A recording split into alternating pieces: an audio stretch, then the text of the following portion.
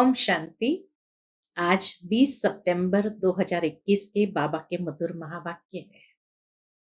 और आज की मुरली में बाबा ने हम बच्चों को बहुत सुंदर सिद्धांत बताए। उसमें भी बाबा ने कहा कि गृहस्थियों का सिद्धांत क्या है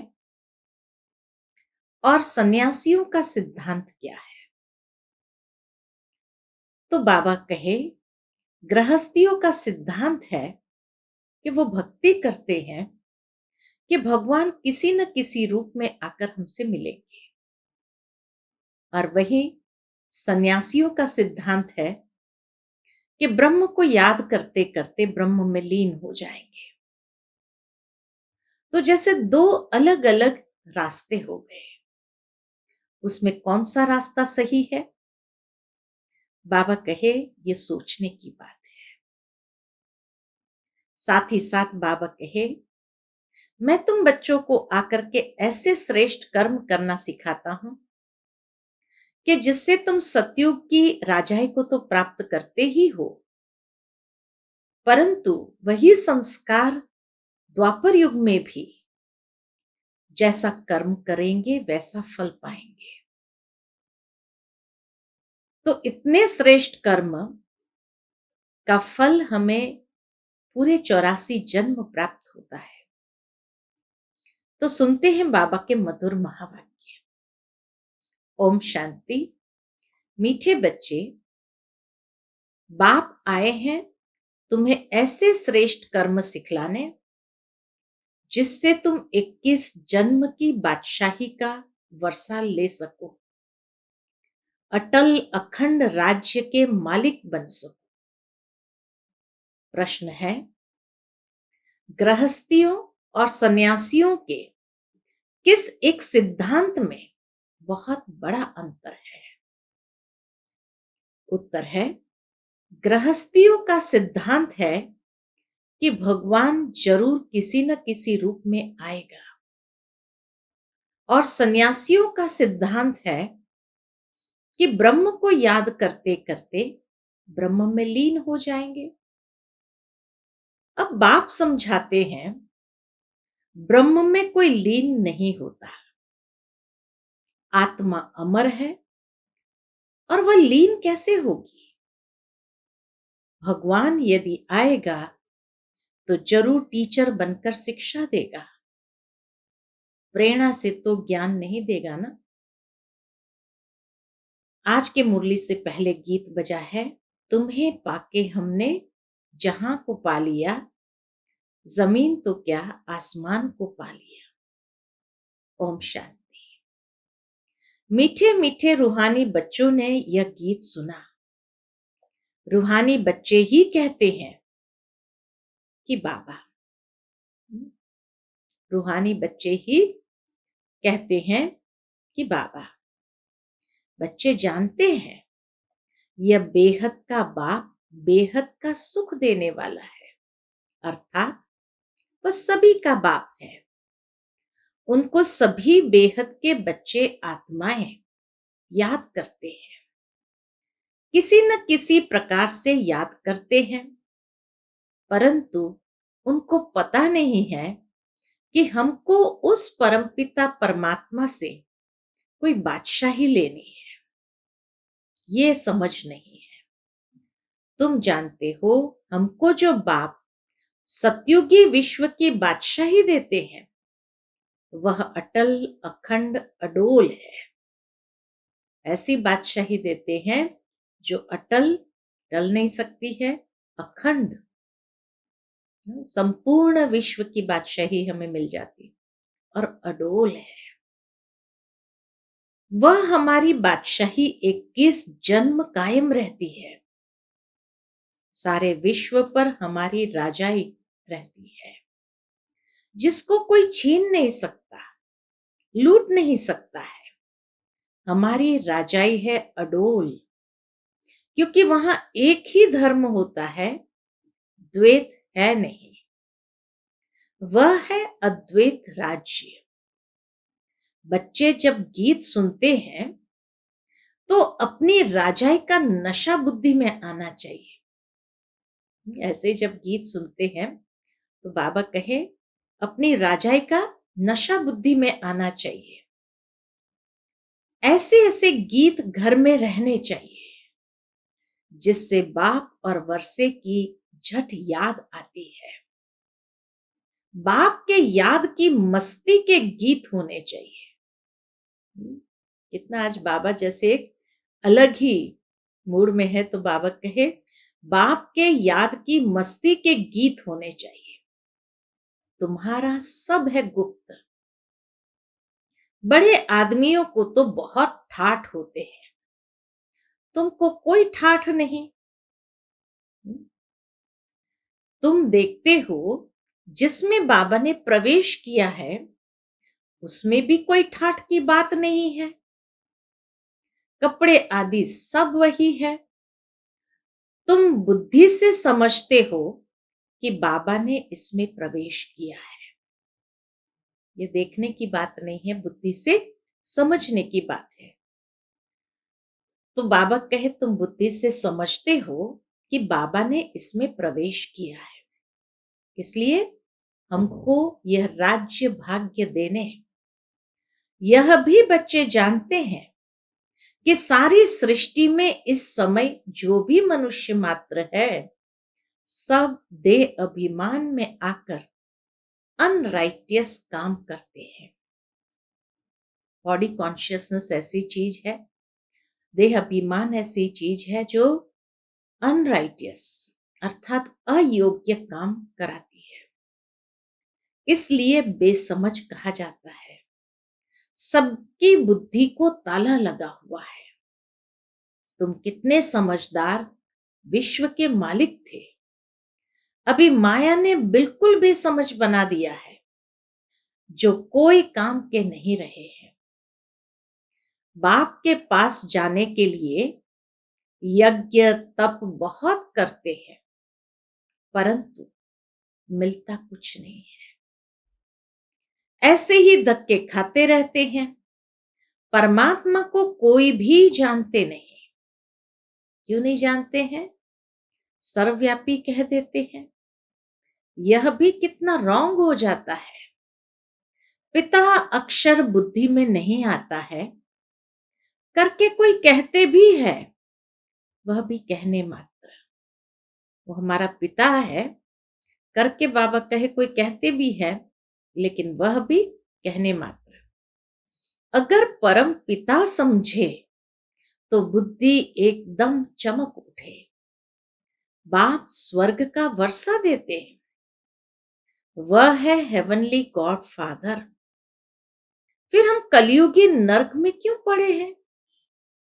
अब हम मुक्ति जीवन मुक्ति कैसे पा सकते हैं यह किसकी बुद्धि में नहीं आता है। अभी तुमको समझ मिली है। बाबा ने हमको ये स्मृति दिलाई है। जब नई दुनिया नया भारत था तो हमारा राज्य था, एक ही मत, एक ही भाषा, एक ही महाराजा महारानी थे। सतयुग में महाराजा महारानी, त्रेता में राजा रानी कहा जाता है।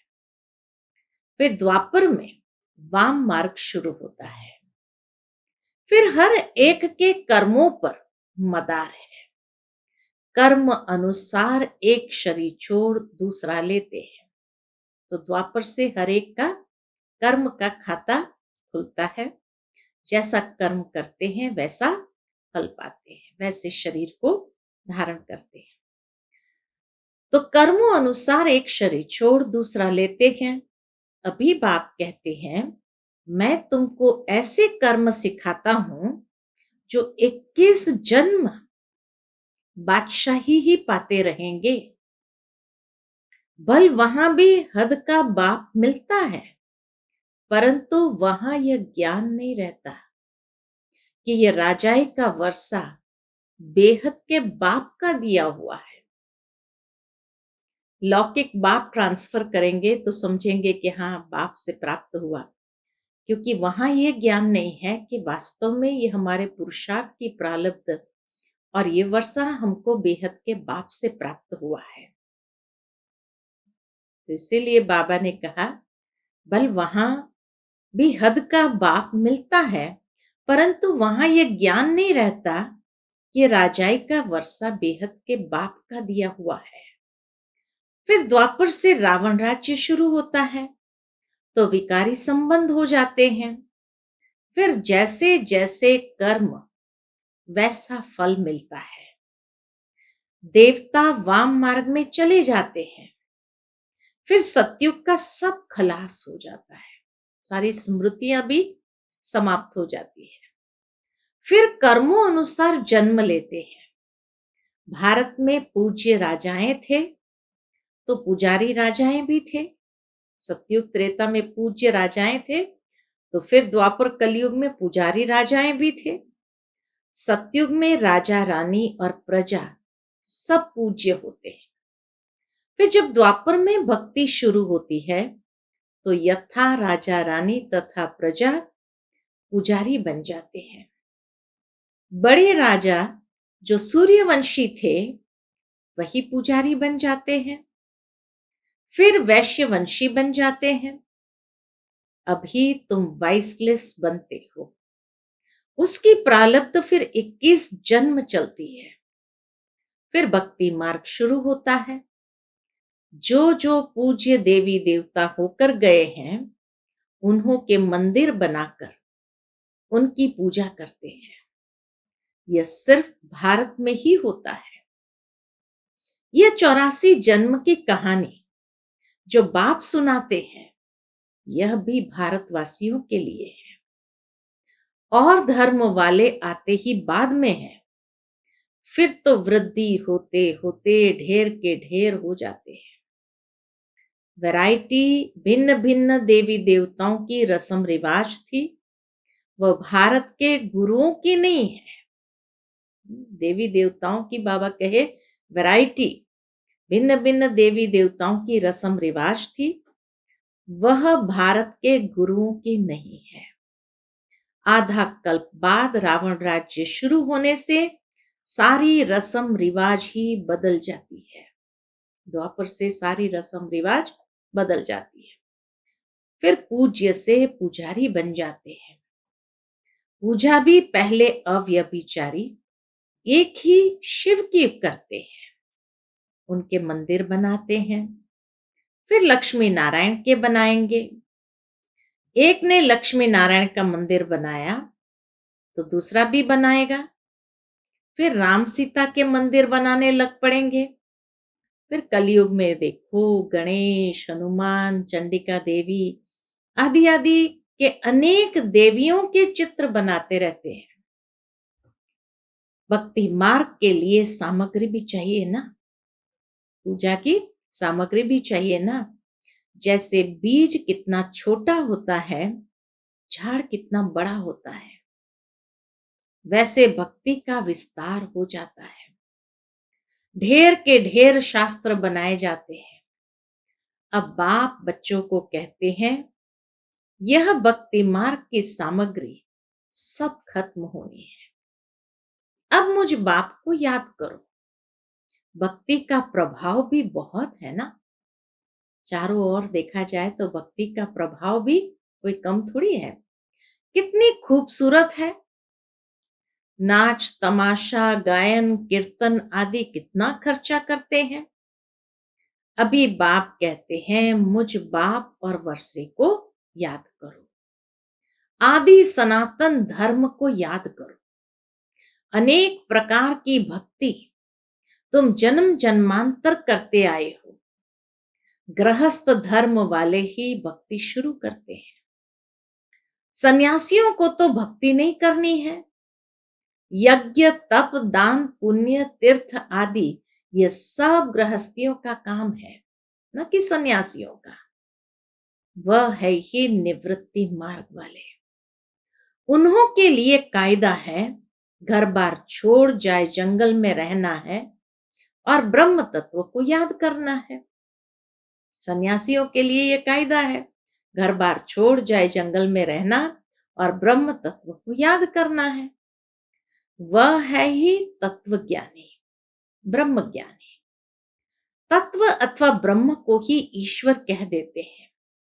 जैसे भारतवासी असल में है आदि सनातन देवी देवता धर्म के, परंतु हिंदुस्तान में रहते हैं तो अपना धर्म हिंदू समझ लिया है।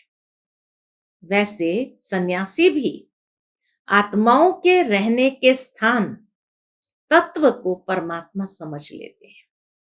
परम धाम है, ब्रह्म महातत्व है, आत्माओं के रहने का स्थान, उसको ही परमात्मा समझ लेते हैं। ब्रह्म व तत्व को ही याद करते हैं।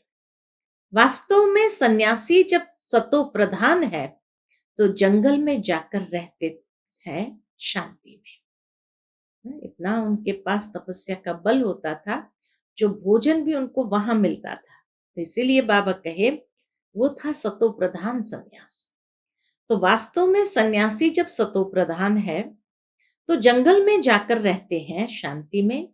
ऐसे नहीं कि उन्हों को ब्रह्म में जाकर लीन होना है। बाप कहते हैं यह उन्हों का मिथ्या ज्ञान है, जो समझते हैं कि हमको ब्रह्म में जाकर लीन होना है। लीन कोई हो नहीं सकता। आत्मा के लिए जब कहा ही जाता है अजर अमर अविनाशी, तो लीन कैसे हो सकता है? उसका अस्तित्व मिट कैसे सकता है? आत्मा तो अविनाशी है ना, वो कैसे लीन हो सकती है? भक्ति मार्ग में कितना माथा कूटते रहते हैं, फिर कहते भगवान कोई ना कोई रूप में कभी आकर मिलेगा। अब कौन राइट? ब्रह्म में लीन होना ये कहने वाले राइट, या भगवान किसी न किसी रूप में आएगा वो राइट है? वह कहते ब्रह्म से योग लगाकर ब्रह्म में लीन हो जाएंगे। गृहस्थ वाले कहते हैं भगवान किसी न किसी रूप में आएगा, पतितों को पावन बनाएगा। ऐसे नहीं कि ऊपर से प्रेरणा द्वारा ही सिखलाएंगे। टीचर घर बैठे प्रेरणा करेगा क्या? प्रेरणा अक्षर है नहीं। प्रेरणा से कोई काम नहीं होता। बल शंकर की प्रेरणा से विनाश कहा जाता है, परंतु है ये ड्रामा की नूंद। कहा जाता कि शंकर के प्रेरणा द्वारा ही विनाश हुई, परंतु बाबा कहे वास्तव में यह है ड्रामा की नूंद। उन्हों को यह मुसल आदि बनाने ही है, प्रेरणा की बात ही नहीं है। मनुष्य तो कह देते हैं कि भगवान की प्रेरणा से सब होता है, या कहते हैं कि शंकर की आंख खुलने से प्रलय हो गई। ये सब कहानियां हैं, अर्थ कुछ भी नहीं समझते हैं। किसके भी मंदिर में जाएंगे और कहेंगे अच्युतम केशव, अर्थ कुछ नहीं समझते। कोई भी अपने बड़ों की महिमा नहीं जानते हैं। महिमा गाते हैं लेकिन महिमा का अर्थ नहीं जानते हैं। धर्म स्थापक को गुरु कह देते हैं, वास्तव में उनको गुरु कहना रॉन्ग है। वो तो धर्म की स्थापना करने अर्थ आए, तो उनको गुरु नहीं कह सकते हैं। गुरु माना जो गति करने वाले, ले जाने वाले। तो वो तो आए हैं, उनके पीछे और आत्माएं उतरेगी उसके धर्म की। तो बाबा कहे उनको गुरु नहीं कह सकते हैं, तो वास्तव में उनको गुरु कहना रॉन्ग है। बाबा कहे क्राइस्ट कोई गुरु थोड़ी है, वो तो सिर्फ धर्म स्थापन करते हैं। गुरु उनको कहा जाता है जो सदगति करे। वह तो धर्म स्थापन करने आते हैं, उनके पिछाड़ी उनकी वंशावली आती है। सदगति तो किसकी करते ही नहीं, तो उनको गुरु कैसे कहेंगे? गुरु तो एक ही है जिसको सर्व का सदगति दाता कहा जाता है। भगवान बाप ही आकर सर्व की सदगति करते हैं, मुक्ति जीवन मुक्ति देते हैं। उनकी याद कभी किससे छूट नहीं सकती।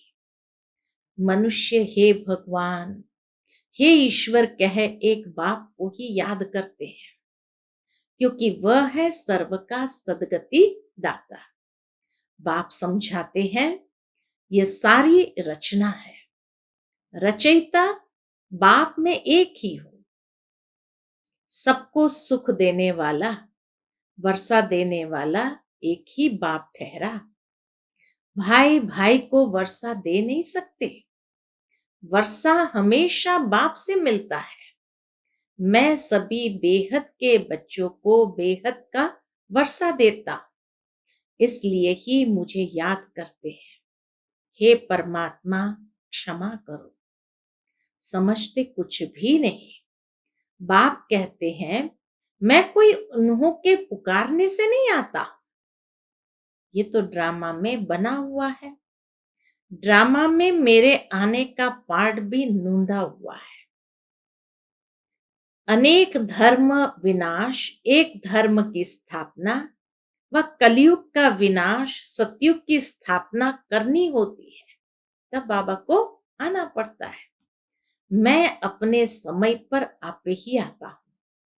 यह भक्ति मार्ग का भी ड्रामा में पार्ट है। अब जब भक्ति मार्ग का पार्ट पूरा होता है तब आया हूं। बाबा कहे, अब जब भक्ति मार्ग का पार्ट पूरा होता है तब आया हुआ हूं। कल्प पहले भी बाबा आप ब्रह्मा तन में आए थे। यह ज्ञान अभी तुमको मिलता है, फिर कभी नहीं मिलेगा। सतयुग से ये प्रायलोक हो जाएगा तो फिर नहीं मिलेगा। यह है ज्ञान, वह है भक्ति। ज्ञान की प्रारब्ध है चढ़ती कला। कहा जाता है सेकंड में जीवन मुक्ति। जनक को सेकंड में जीवन मुक्ति मिली थी ना, लेकिन क्या एक जनक ने ही जीवन मुक्ति पाई? जीवन मुक्ति तो सब पाते हैं ना, सारी विश्व पाती है। सदगति व जीवन मुक्ति एक ही अक्षर है। जीवन मुक्ति अर्थात जीवन को मुक्त करते हैं इस रावण राज्य से। जीवन मुक्ति अर्थात जीवन को मुक्त करते हैं इस रावण राज्य से। बाबा जानते हैं बच्चों की कितनी दुर्गति हुई है, बिल्कुल दुखी हो गए हैं। उन्हों की फिर सदगति होनी है। पहले मुक्ति में, फिर जाकर जीवन मुक्ति में आएंगे। पहले मुक्ति में जाकर फिर जीवन मुक्ति में आएंगे। शांति धाम से फिर सुखधाम में आएंगे। ये चक्र का राज बाप ने ही समझाया है। बाप कहते हैं, इस समय सारे सृष्टि का झाड़ जड़ जड़ीभूत तमो प्रदान हो गया है। इसलिए कोई भी अपने को आदि सनातन देवी देवता धर्म का समझते नहीं है। आदि सनातन देवी देवता धर्म के थे क्योंकि देवताएं पवित्र थे। हम अपवित्र पतित अपने को देवता कैसे कहलाए? इसलिए कहा जाता है, इन विकारों को छोड़ते जाओ। ये विकार आदि आधा कल्प से रहे हैं। अब एक जन्म में इनको छोड़ना, इसमें मेहनत लगती है। मेहनत बिगर थोड़ी विश्व का मालिक बनेंगे। बाप को याद करेंगे तब ही तुम अपने को राजाई का तिलक देंगे, अर्थात राजाई के अधिकारी बनेंगे। जितना अच्छी रीति याद करेंगे, श्रीमत पर चलेंगे, तो तुम राजाओं का राजा बनेंगे। पढ़ाने वाला टीचर तो आया है पढ़ाने। ये पाठशाला है ही मनुष्य से देवता बनने की, नर से नारायण बनाने की कथा सुनाते हैं। ये कथा कितनी नामी ग्रामी है। इनको अमर कथा, सत्यनारायण की कथा, तीजरी की कथा भी कहते हैं। देखो गीत कितना अच्छा है। बाबा हमको विश्व का मालिक बनाते हैं। जो मालिकपना कोई लूट न सके। कोई अर्थक्वेक आदि नहीं होगी, वहां विघ्न की कोई बात ही नहीं। ऐसा अटल अखंड पवित्रता सुख शांति का राज्य तुम अभी पा रहे हो। कल्प पहले मुआफिक हर 5000 वर्ष बाद भारत स्वर्ग बनता है।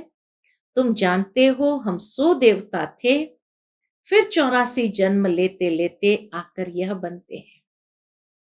फिर हम 100 देवता बनेंगे। इसको कहा जाता है स्वदर्शन चक्रधारी। अच्छा, मीठे मीठे सिकिलधे बच्चों प्रति मात पिता बाप दादा का याद प्यार और गुड मॉर्निंग। रूहानी बाप की रूहानी बच्चों को नमस्ते। हम सब रूहानी बच्चों की रूहानी मात पिता बाप दादा को याद प्यार गुड मॉर्निंग और नमस्ते। नमस्ते। शुक्रिया बाबा, शुक्रिया। आज की मुरली से धारणा के लिए मुख्य सार। पहली पॉइंट, अपने आप को राजाई का तिलक देने के लिए याद की मेहनत करनी है। सब विकारों को छोड़ देना है।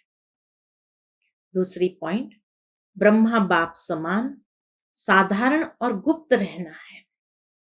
बाहर का ठाठ आदि नहीं करना है। अपने भविष्य राजाई के नशे में रहना है। आज का बाबा का मधुर वरदान हम बच्चों के प्रति नॉलेजफुल, पावरफुल और लवफुल स्वरूप द्वारा हर कर्म में सिद्धि प्राप्त करने वाले सिद्धि स्वरूप भव। नॉलेजफुल, पावरफुल और लवफुल स्वरूप द्वारा हर कर्म में सिद्धि प्राप्त करने वाले सिद्धि स्वरूप भव। विस्तार है, जब वाणी द्वारा सर्विस करते हो तो मनसा पावरफुल हो। मनसा द्वारा दूसरों की मनसा को चेंज करो, अर्थात मनसा द्वारा मनसा को कंट्रोल करो।